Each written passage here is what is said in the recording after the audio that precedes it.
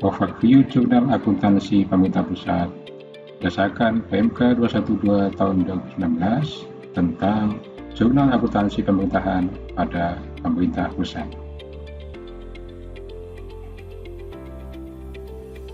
PMK 212 tahun 2019 mengatur mengenai kaidah umum akuntansi untuk Jurnal Akuntansi Pemerintah Pusat dalam rangka pencatatan transaksi dan kejadian keuangan serta penyusunan laporan keuangan sesuai dengan standar akuntansi pemerintahan dan sistem akuntansi pemerintah pusat. Jurnal dalam PMK 212 tahun 2016 terdiri dari pertama, jurnal anggaran, jurnal transaksi pendapatan, jurnal transaksi belanja, jurnal transaksi pembiayaan, jurnal transaksi transitoris, jurnal penyesuaian, dan jurnal penutup. PMK 212 tahun 2019 menggantikan PMK 215 tahun 2013 tentang Jurnal Akuntansi Pemerintah pada Pemerintah Pusat, yang selama ini sudah digunakan sebagai jurnal pada aplikasi Sakti. Siklus akuntansi pemerintah pusat. Siklus akuntansi pada pemerintah pusat secara umum terbagi menjadi 4 tahapan. Pertama adalah tahap identifikasi transaksi keuangan pemerintah. Kedua, tahap pencatatan, pengukuran, dan pengklasifikasian bukti transaksi keuangan. Yang ketiga, tahap penyusunan ikhtisar laporan keuangan. Serta yang keempat, tahap penyusunan laporan keuangan.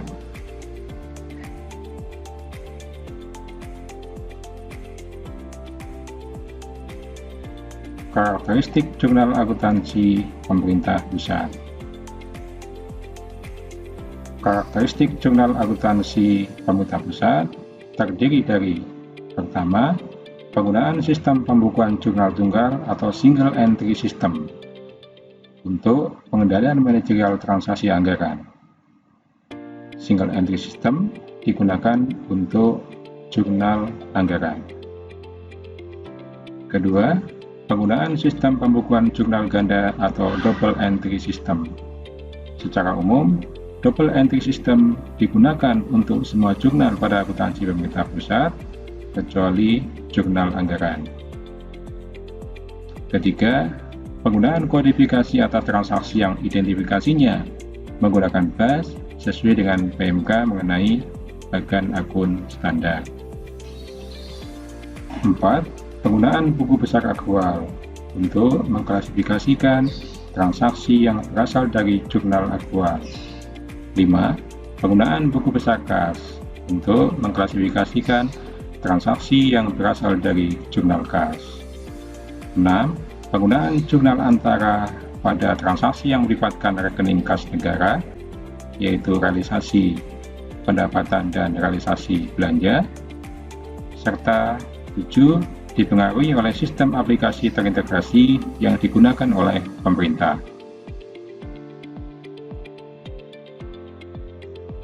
Pedoman Jurnal Akuntansi Pemerintah Pusat.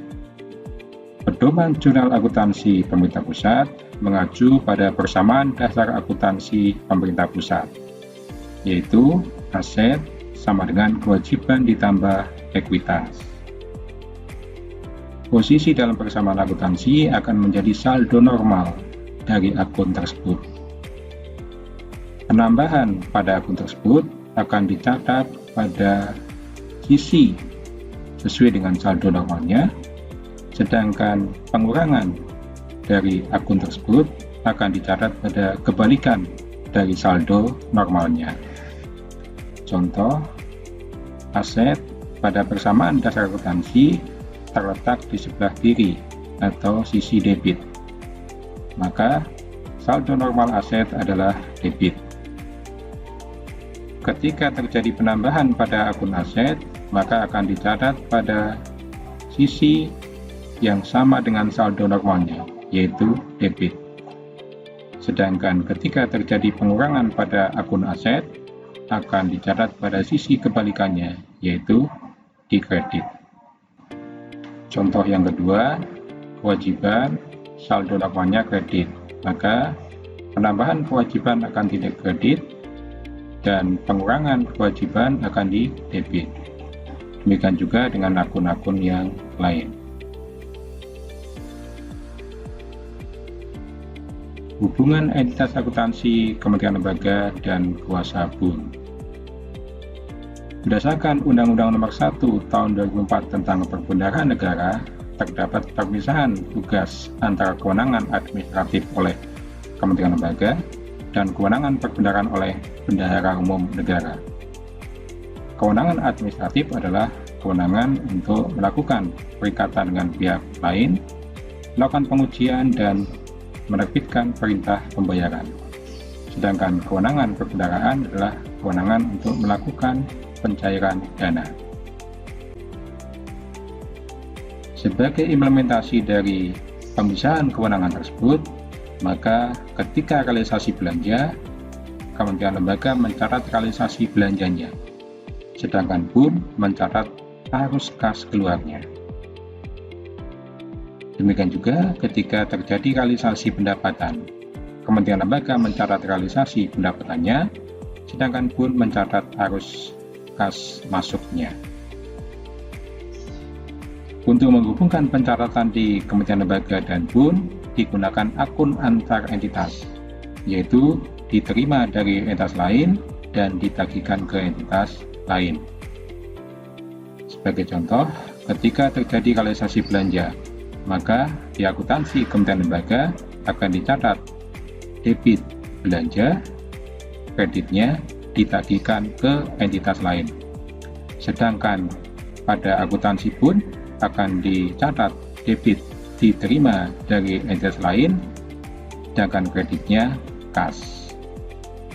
Sementara itu, ketika terjadi realisasi pendapatan, di KL akan dicatat debitnya diterima dari entitas lain dan kreditnya pendapatan, sedangkan pada akuntansi BUN akan dicatat debitnya kas dan kreditnya ditagihkan ke entitas lain.